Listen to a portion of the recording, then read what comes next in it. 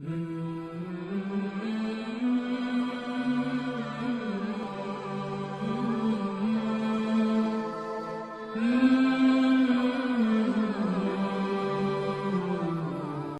جنید بغدادی رحمت اللہ علیہ نے فرمایا کہ جب تو کسی فقیر سے ملے تو اس سے عاجزی کے ساتھ مل، کیونکہ وہ اس سے انس محسوس کرے گا۔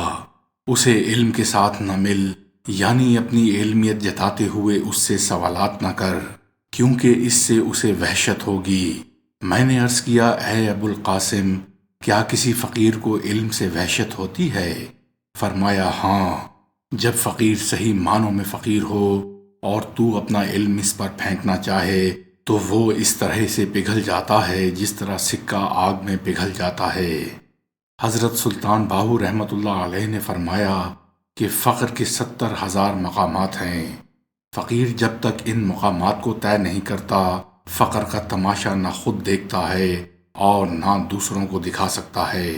اسے فقیر کہنا غلط ہے۔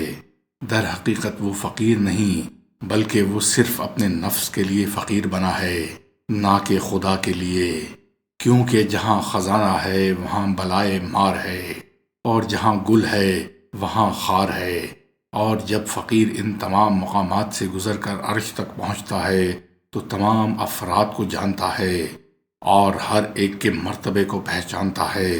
مذہب سلوک میں فقیر اسی کو کہتے ہیں، اور جب وہ عرش و کرسی سے بھی گزر جاتا ہے تو اس کا مقام کسی کے فہم و گمان میں بھی نہیں آ سکتا، بلکہ وہ سر ہو جاتا ہے درمیان عابد و معبود کے، جس کا کشف کسی بشر سے ممکن نہیں مگر خدائے تعالیٰ کے، کہ عالم علی الاطلاق ہے، جس پر چاہے یہ راز ظاہر کر سکتا ہے۔ فقیر باہو کہتا ہے کہ فقہ اور فقر اور علم اور حلم یہ سب 3 حروف ہیں، اور حلیم خدائے تعالیٰ کا نام ہے۔ فقیر کو چاہیے کہ ان سب کو آمیز کر کے گولی بنائے اور آب شریعت میں گھول کر طریقت و حقیقت، معرفت و عشق کے محبت کے پیالے میں ڈال کر نوش کرے۔ اس کے بعد فقر میں قدم رکھے اور دونوں جہان کو فراموش کرے اور بس اللہ ہی اللہ پر دھیان رکھے، ورنہ بغیر اس کے راہ حق نہیں پا سکتا۔ ہزاروں اس میدان میں بھٹک کر بھول گئے، پریشانی اور حسد اٹھا کر اپنی جان کھو گئے۔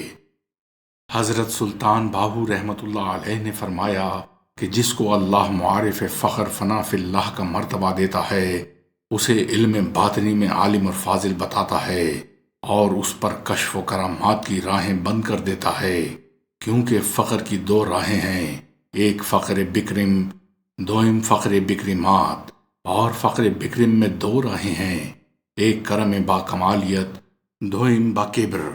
چنانچہ شیطان کرم با کمالیت کی طرف نہیں آتا اور کبر و کرامات کی طرف آتا ہے، جس طرح خود اس سے آبا واقع ہوا اور اس نے انا خیر منہ کہا، یعنی میں اس سے بہتر ہوں۔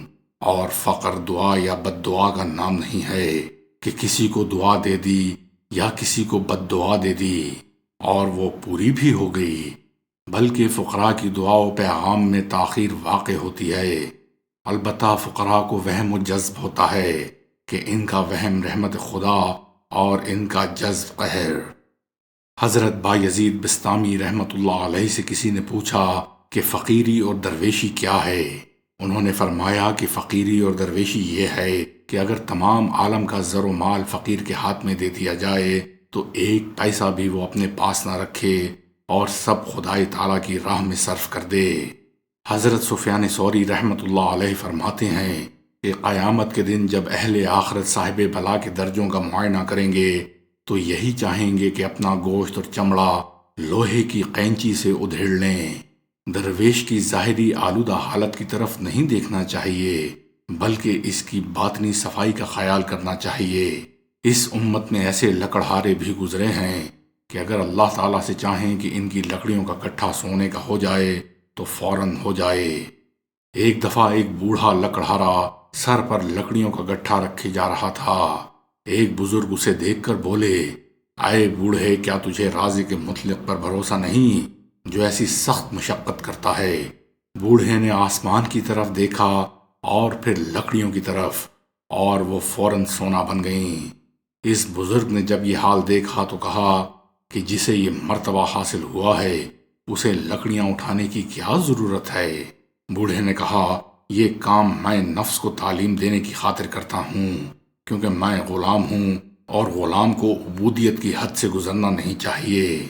درویشی دنیا سے قطع تعلقی کا نام نہیں، بلکہ حضرت سلیمان علیہ السلام کو اللہ تعالیٰ نے اس قدر ملک دیا تھا کہ زمین اور ہوا پر ان کی حکومت تھی، لیکن آپ اپنے آپ کو گدڑی میں چھپائے رکھتے اور بارگاہ الہی میں عرض کرتے کہ اے پروردگار، مجھے بحالت مسکینی میں زندہ رکھ اور مار۔